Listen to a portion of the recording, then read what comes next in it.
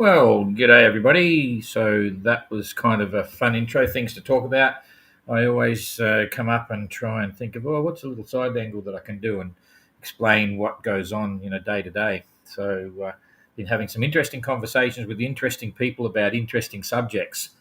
And anyway, today is Wednesday. Yep, it's Wednesday, the 27th of August, and just after 4 here. I'm 5 minutes late, but usually, that's the target, about 3 minutes to 5 minutes past. So those that want to see the live can get there just when they see the clock get to whatever time you got there. So here we are. And I was about to put the same shirt on again that I had the other day, the last 2 days, my flowery papier shirt. And I thought, I can't do that. You'll think I never do any washing. And I don't actually. Jane does that. But I don't wear shirts here all day. It's quite warm, middle of summer, and I only put a shirt on when I'm doing this. So the shirt only gets about half hour use a day, so you can run quite a few days. But I thought, you'll get the wrong impression.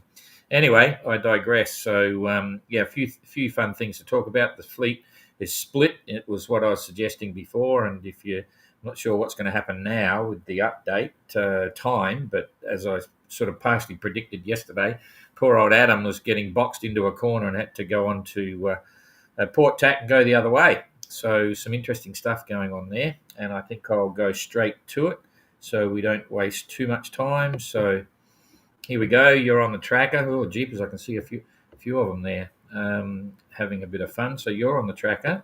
Now I'm on the tracker, and look at that. Both Adam and Jacob have had to tack. That's a lose. Absolute losing tack, but that's the weather they've got, and it's going to create a split in the fleet for sure. You can see the other cheapers. They came close to the bottom of Timor there, so that's cool. Roaring away, all kind of having fun, and even the guys back here got headwinds. No one likes headwinds, so you can see I'll kick the wind in here, and I'll first of all see if this is actually the correct position, correct updates. What do we got? 00, no, it's not. 00, it should be 0400 by now, so it didn't update. Well, anyway, it's interesting to see what's going on there, and in fact, I should get that as a capture, but I won't, so we'll just leave it there. So this is I'll reboot it in a minute, but you can see this southwesterly has caused problem for them all, and they're all having to basically head northwest, which is completely away from the run line. We want to go west, but that's the best they can do, and to tack the other way, they'd be going backwards. Now these guys have got a bit more east, bit more south in it, which is a bit better for a while, and they've had to tack, but you can see they're just going north-south now. They're not progressing at all. So the lead group, who got the break, and Peela's just hang on to it. I see she's lost a bit of ground to Kerry and Dan, but they're well clear, so they're going to be pulling away from this rear group completely, and that's going to be interesting for the parties later on. They might not get together for a while if they get caught too much, but that's the way the cookie crumbles when you're a sailor. So I'll just pick that up a bit more. There's a video also that we got about Popeye landing in Vuda. Jane's doing a compile video on that, and that'll come out later today, and you'll see you'll see that one. Oh, where's Gary? Better have a look here. He did go through the gap. That's cool. He's got a northwesterly.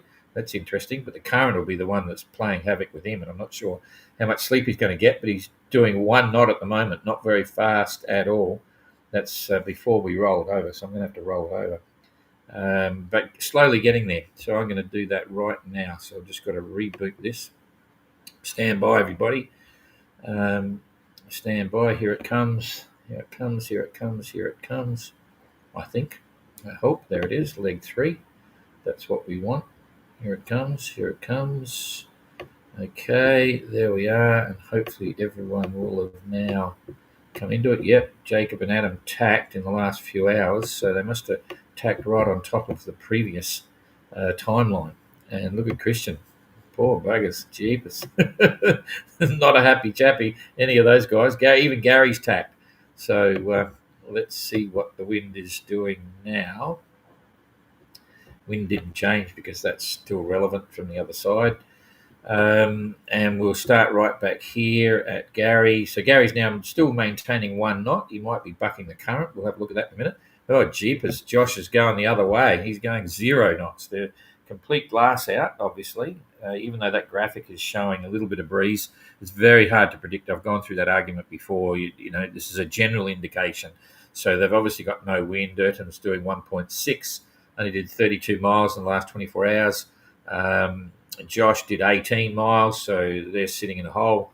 And Eric, 4 knots, did 51-mile day. Jasmine, 2.7 knots, 52-mile day. Christian's just going nowhere, due south, so not making any westing at all. But at least he moved 58, so he must have had a fast track in. Remembering that is overall, for the run line, against the run line. So up here he was making good ground, but now he's parked it and going the wrong way to keep sailing. And you can see why. You've got a southwesterly wind there, and he might be better off on the other tack there. At least he's going to the west. And in fact, if he's tacking through, he should be able to tack through 100 degrees. And that would mean that he's going to be going to the west. Maybe he doesn't want to close the coast because there's a security issue that they all know about. Adam was getting close. He probably decided he was close enough. So he's actually tacked down there. When Adam came down, he's actually had to... That's a 70-mile lose, so 67 miles going south, in fact, going east of south, so completely lost out a day there, because if his current speed is showing only 18 miles, so that's very costly for the whole back end of the fleet. So here's the split. It's going to happen, but it'll depend on the weather when we look at the next 2 days to actually what will happen. Jacob and Adam might just squeak in now. They'll hold and maintain what we'd normally call the mid-fleet speed heading towards Cocos, but the tail enders are going to lose out a bit more, I reckon. Let's see. 3.9 for Jacob, 76 nautical miles. It's not bad considering he also tacked and it was on a bit of a loser. As we said, Adam, 18 miles, so he lost out a lot. So Jacob's caught up to Adam, or catching up. And then coming on down to Pila, who is absolutely in the lead. Good cheap as they came close there. That's very interesting. Come on. Yeah, they're very close. They'd be getting in amongst the fleet there. Hang on. I just want to see. I'm getting chopped up here. I want my measuring tool. Boom, boom. Okay, sailing only 8 miles off. So that means people on the coast will actually see their sails. Fairly small on the horizon, but it's there. So that's interesting. Peela's doing 5.3 knots, 100 nautical mile day. That's very good compared to the tail enders. Kerry being overtaken by Dan, doing 6.3 knots at the moment, 121 mile day. Jeepers, Dan was on a blinder. 6.2, 130 mile day. So might be some currents there. We'll have a look in a minute. The Renault streaming away, 6 knots, 137 mile day. Kerry did the same. No, Dan did the same there, 130. So Renault's still pulling away, and the distance between him and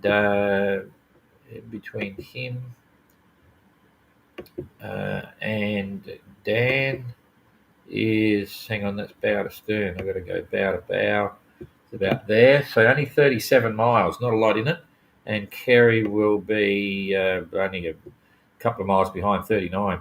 Kerry was obviously a bit frustrated. Kerry's a non-motoring man. He doesn't motor in the calms, and he was thinking that some of the others may have motored through some of that and made a bit of an advantage, 10-mile advance. And when that happens and you get the weather up the front, it starts compounding. So to stay in front, but that's part of the tactic, I suppose.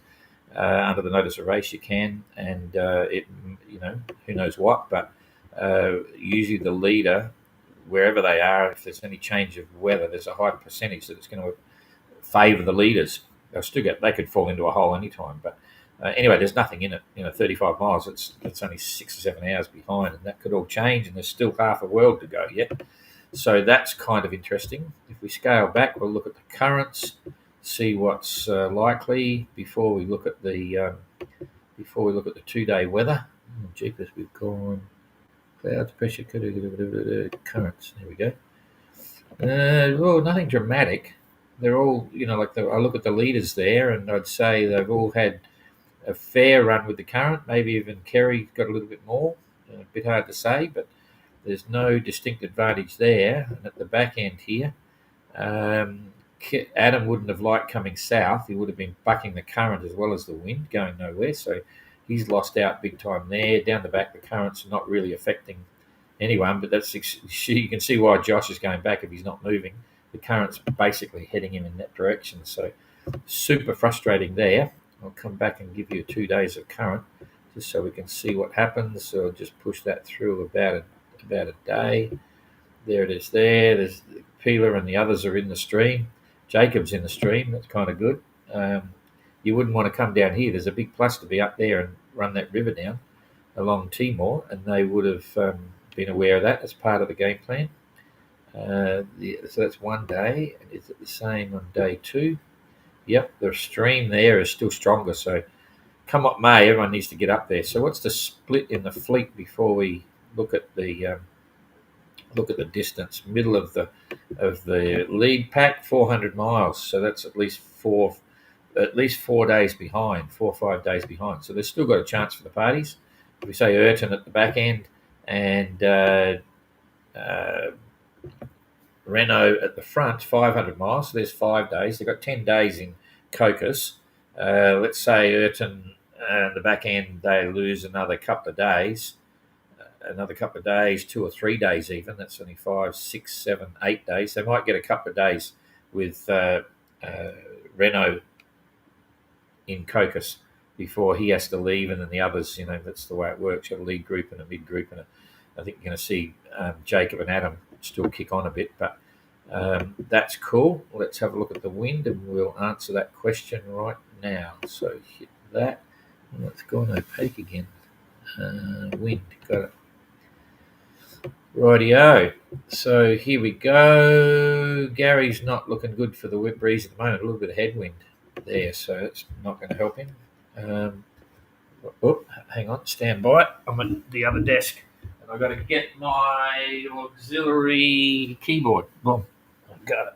So start punching that through now. Every 3 hours, still very light down the back. The wind is definitely moving on the nose. So Adam and Jacob and the whole fleet have got headwinds. So there's the first day coming through. Yeah, and then there's no wind. So headwinds and no wind. Lead group's okay. They're on a roll. Still headwinds. There's 29. Headwinds or no wind. Headwinds, no wind, no wind. There's 29. So there's a couple of days gone. Then they're back to it. So after we've got about 3 days. So they're going to, by comparison to the lead group, they're probably going to lose another 150 miles over the next 2 or 3 days in separation. That's 70 miles a day. I reckon that's fair enough. And then the breeze kicks in. Oh, there was a bit of a gap there, which means the leaders, how big is that going to be for the leaders? Maybe they're going to slow down a bit. There was a hole coming up there. I'll just go backwards a bit. Can't go back. I've got to go hit that. Every time I change something, I've got to hit the slider so that it right, going back there. No, they've got a reasonable breeze. So basically the lead group is out of that wind shadow from Australia, but the mid pack, which is Adam and Jacob, are still struggling with light headwinds to get going and to get out of there. So it's a slow travel out for them, and everyone else at the back is still struggling. They're just entering the zone, so they're going to lose another couple of days for sure. And then it kicks in, and then that's going through the first, second, blah, blah, blah. It's pretty solid. So, yeah, the split is going to continue. And that's pretty much all I can sort of suggest for the moment, that we're going to see an evolution here. Lead group is going to pull away probably 30, 40 miles a day for the next 3 or 4 days. And the mid group here is going to lose a little bit less. They'll take them a couple of days to get out of that headwind zone. It's going to be a struggle for them. It might be most of the currents going the other way, so that's wind against current. Could be messy for them. Not fun for the next few days for the mid group. And the tail end is here. It's up for grabs. They'll be happy to get sailing at least. So that's cool. That's all I can tell you here. So let's come back to that, and I'll see who's here. Okay, everyone's caught up. So what was I doing with those pictures at the beginning? I'll just go back to them and just tell you. We have had it's discussion with 1 or 2 guys about a few things about the event and the whole issue of builders versus non-builders. For the Transat, if you even with the case of Vivi, she's signed on for the Transat already. She's classed as an owner builder. She's had the hull and deck built for her, and then she's carrying on with the build. So we include that. So she won't have to pay the non-builder supplement because she's also the first owner of the boat. So if someone pays for a builder to build the boat for them, they're first owner. They've built the boat. They've financed to build the boat. Won't be cheap, or they've got someone to help them, but they're still first owner or builder. They don't pay the builder supplement. The next one is sponsorship. If you're sponsored, you have to pay a sponsor supplement because that's the real entry fee. And I tried to explain it to some people that imagine if we just said X and instead of saying a sponsor supplement, we just say, oh, okay, the ones that are actually building their boat, you're getting a discount. And remember, this is Robin Lee Graham, who went around by himself. You don't have to enter any of the events. You could build your 580 and just bugger off around the world if you wanted to, or across the Tasman and do your own private thing. And that's exciting opportunity as well. And I know some builders are actually planning some epic voyages, whether they happen or not, that's another thing. But you can always do your own independent. You don't need to join the official events. It's just getting hold of your boat. It's a big deal. And there are those others that take on the Matessia philosophy. He entered the first Golden Globe, but lost the spark, for the whole event thing as he rounded Cape Horn 19 days behind Sue Haley. So he wasn't actually winning. And Matessia said he didn't know whether he would win or not, because I've seen the letter that he wrote to Robin about that subject. But he just went around, kept going around to Tahiti instead of up the top. So it's a very personal thing. But when we put on the mini globe race, very expensive, lots of things happening. So we've got to charge entry fees. And we define that if you're sponsored, then your sponsors will actually take a commercial benefit from the race. And that's the reason they're sponsoring entrants. And so therefore we're supporting the Corinthian entrants and those that have built their boats and so on. So interesting situation there. Anyway, that's enough of that. So we've got a few people here. G'day, John. Remember to subscribe and like and all that sort of stuff. But interesting stuff happening now. G'day, Christine. Still in Darwin. I see you're chasing the solar race there, which is kind of fun. And Isla is here from Darwin. Jeepers, everything's happening from Darwin. All right, that's about it. So interesting situations now. This could be the start of the big shift of winners and losers, but certainly the lead pack with Peeler and Dan and Kerry and Renault, that's up for grabs. Renault's got a huge lead, which could easily be shrunk, in any number of ways. Renault, I know, is thinking about taking a 2-day penalty for a sail. Right, he's got his spare sails there. He wants to crack it open, so he could do that anytime. But he doesn't want to do it until he's got a 2-day lead. I think he's got that now. It's still a long way. Never over the fat lady sings. And then now there's going to be a split for the group. You're going to see the tail enders fall away a bit. Okay, all good. We'll see you again tomorrow. Have fun and see you then. Bye-bye.